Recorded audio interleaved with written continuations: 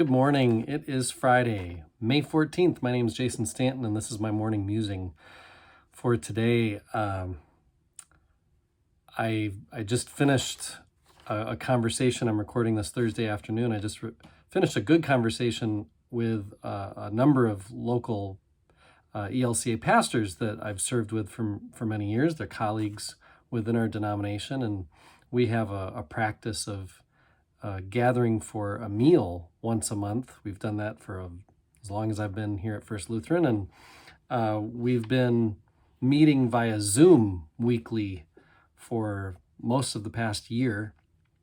And today was the first day that we met in person. We're all fully vaccinated, and so we gathered here at First Lutheran and had a bring your own bag lunch kind of a meal, and it was good, really good to connect beyond online methods. You can talk over each other more easily. It's just, for some reason, less effort to be with people. And of course, I'm saying all this as you're watching me on your phone or device. So I do look forward to musing in person with you sometime.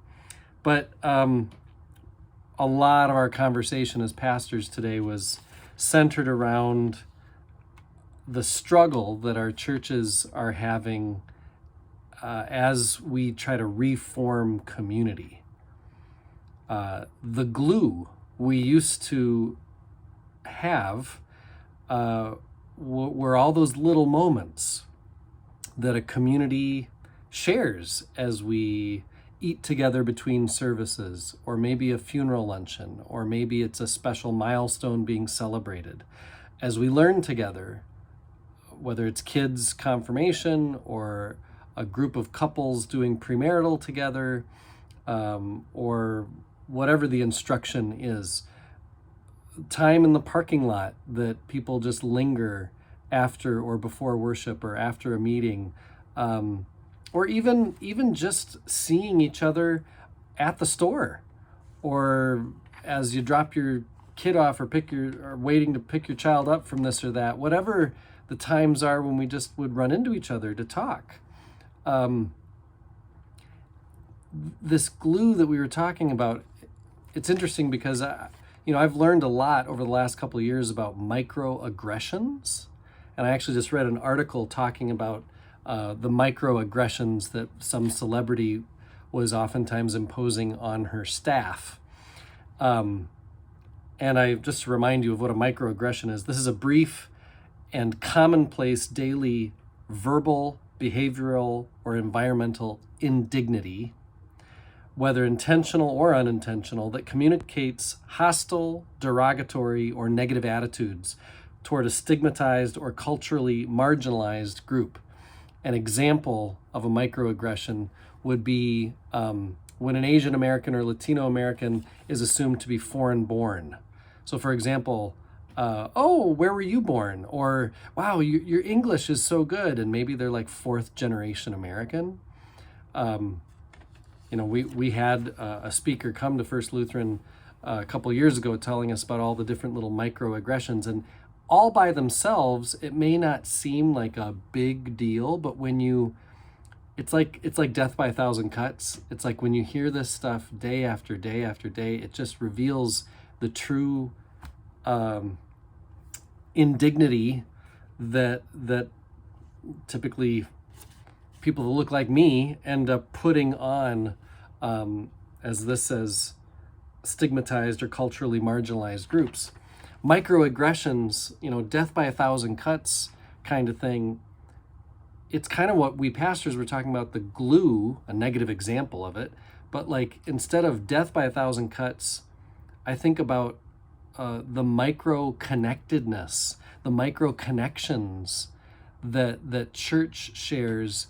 It's like life by a thousand conversations instead of death by a thousand cuts. That's what I've been thinking about, all these fellowship moments that don't happen in COVID times. Just think of all the different times and places when we aren't sharing life in some meaningful way, whether it's I'm at the store. I mean, when I'm at the grocery store now, my head is down and I'm just going in there to get my things and get out. Same thing with Target, or going to a game or a concert. All these things that aren't happening mean that all the micro connections that our community needs to survive and thrive, they haven't happened. And so that's really the work of our next few months. The best news, and what made me really think about this musing, is this announcement from the CDC this afternoon. Federal health officials on Thursday advised that Americans who are fully vaccinated against the coronavirus may stop wearing masks or maintaining social distance in most indoor and outdoor settings, regardless of size. That's a big deal. That's going to allow for conversations to happen in the store, and outdoor concerts, maybe even some indoor concerts where people can just be people again and recognize each other's faces and see each other's facial expressions as we talk to each other.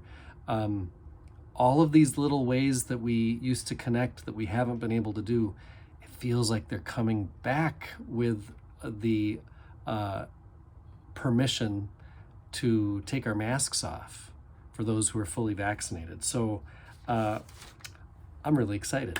I don't know what that means for church yet, because it just was announced, and I've already asked my COVID panel, all that kind of thing, but I do know what that means for me as a person, as a human. And I look forward to seeing what it means for our church too. Keep faith alive.